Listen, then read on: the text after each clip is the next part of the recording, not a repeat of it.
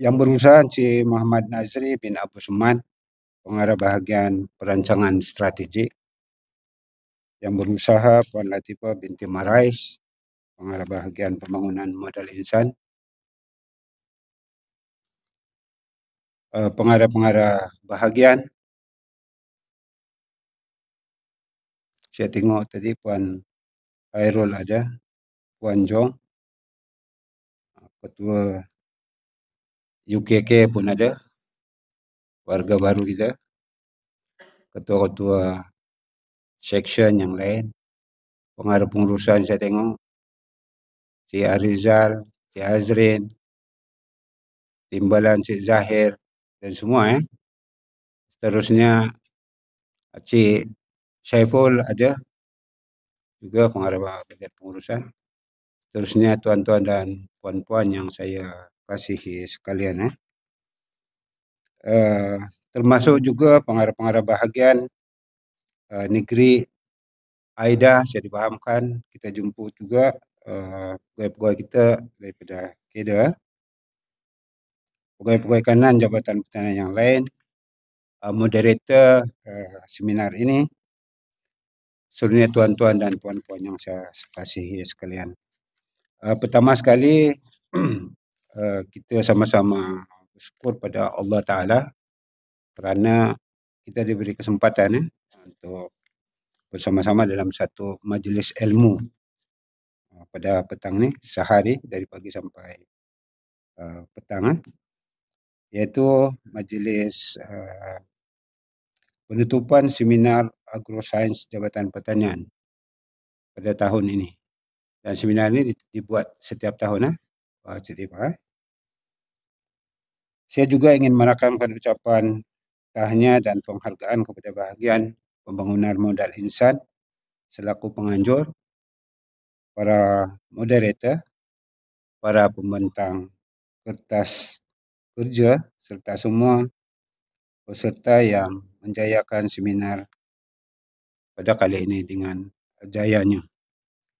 Tak terkecuali barisan urus setia turut membantu menjayakan penganjuran seminar pada kali ini.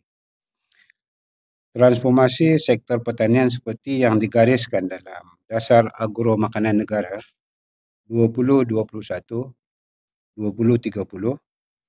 itu DAN 2.0 hanya dapat direalisasikan melalui pembangunan modal insan yang berterusan, komprehensif dan berkualiti.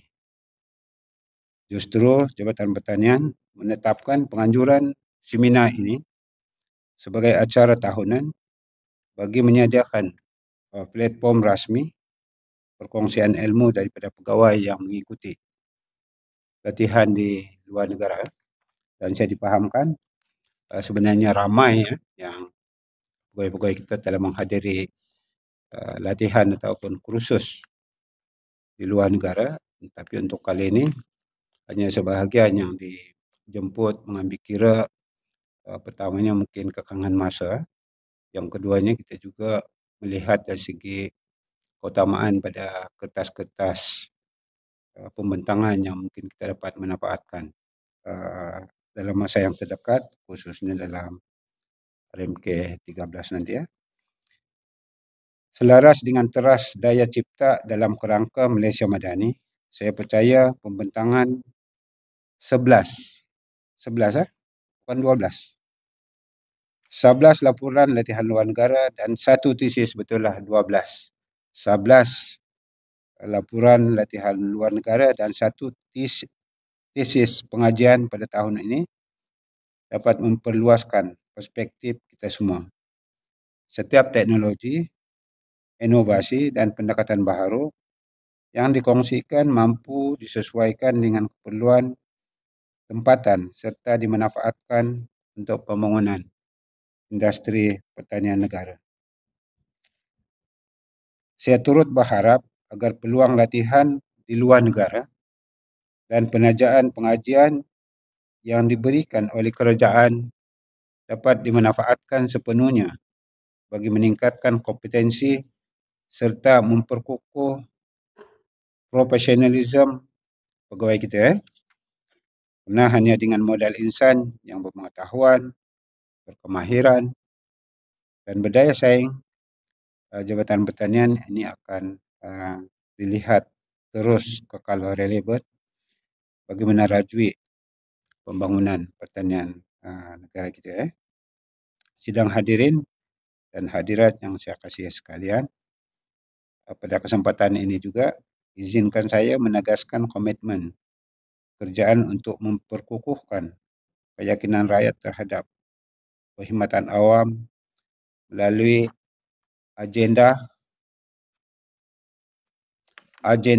reformasi perkhidmatan awam ataupun ringkasnya ARPA. Sehubungan itu, saya menyuruh seluruh warga jabatan untuk terus menghayati 5 nilai utama. 5 nilai utama ARPA, yaitu yang pertama integriti, yang kedua prestasi, inovasi, kolaborasi, dan empati dalam setiap urusan yang melibatkan rakyat dan pemegang taruh. Justru setiap pegawai perlu sentiasa meningkatkan kemahiran dan etika kerja melalui program latihan seperti seminar, kursus, dan bengkel. Perkhidmatan kita mestilah berteraskan people-centric dengan keutamaan kepada kecakapan, inovasi, dan tabir urus yang penuh berintegriti. Saya juga menyuruh kepada semua pengarah bahagian, pengarah negeri untuk meneliti, menilai, dan memanfaatkan sepenuhnya laporan latihan luar negara yang telah dibentangkan. Berikan ruang dan kepercayaan kepada pegawai untuk mengaplikasi idea, teknologi, dan inovasi tersebut tempat kerja bersama golongan sasar, khususnya petani dan usahawan di luar sana. Inilah budaya kolaborasi ilmu dan peningkatan prestasi berterusan yang selari dengan prinsip prestasi berasaskan hasil seperti yang ditekankan dalam ARPA. Jadi kita tahu saban tahun kita melaksanakan seminar pembentangan kertas kerja hasil daripada latihan daripada pegawai-pegawai kita. Dah lama dah. Kalau dihitung, saya tak tahulah seminar ini bermula pada tahun bila aktifnya, tapi saya percaya yang pastinya setiap pegawai kita ada menghadiri latihan di luar negara.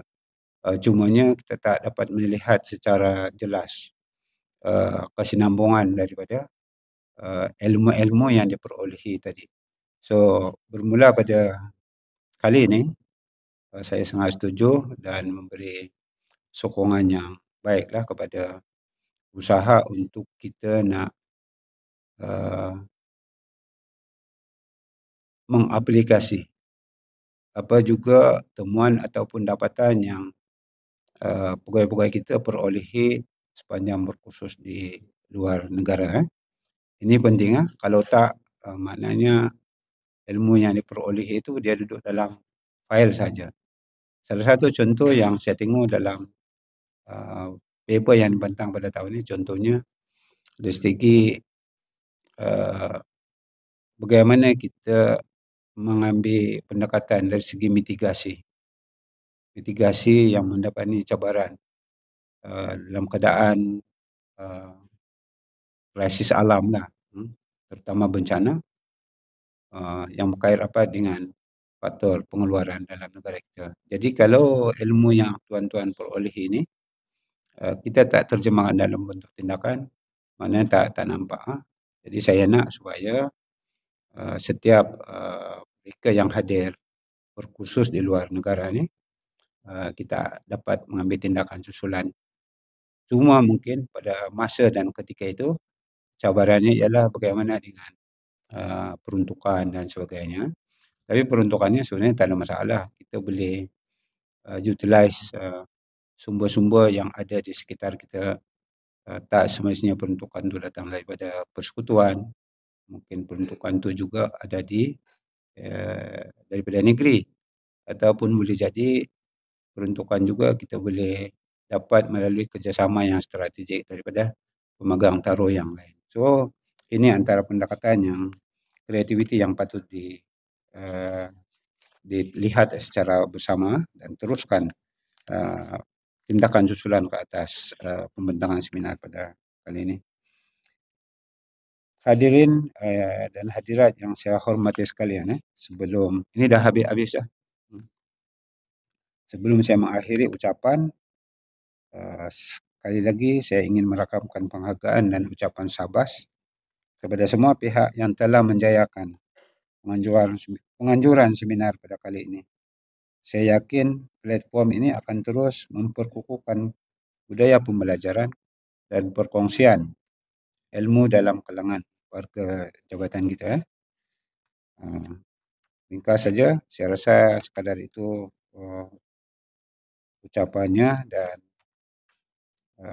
untuk akhirnya dengan lafaz Bismillahirrahmanirrahim, dengan sukacitanya saya merasmikan majlis penutupan seminar Agrosains Jabatan Pertanian tahun 2025.